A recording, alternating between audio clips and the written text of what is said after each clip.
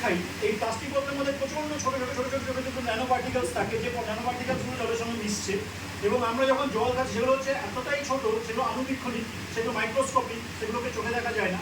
যখন হচ্ছে আমাদের শরীরে সেগুলো জলটা আমরা খাচ্ছি, সেই জলটা প্লাস্টিকের সাথে মিশে কিন্তু আমাদের শরীরে ঢুকছে।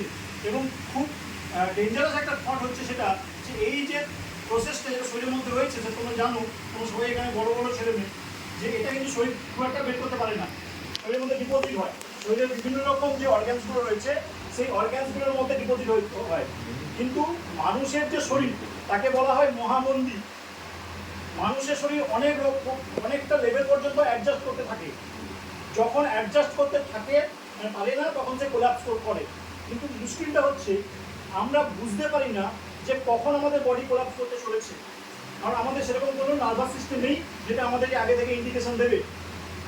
দেবিসাইটির একটা ইন্টারভিউ দেখেছিলাম ইউটিউবে, সেখানে দেবিসাইটি বলছেন আমাদের যে মানুষের শরীর, আমরা 90% পর্যন্ত রেজিস্ট্যান্স, 90% পর্যন্ত আমাদের শরীর বুঝতে পারে না যে শরীরের মধ্যে কি কি সমস্যা চলছে।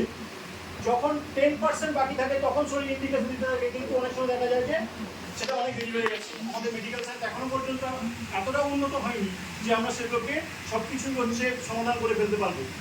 তাহলে যেটা বলা হচ্ছে precaution, prevention is better than cure. আমাদের যেটা করতে হয় সেটা হচ্ছে আমাদের এই যে সমস্যাগুলো রয়েছে, সেই সমস্যা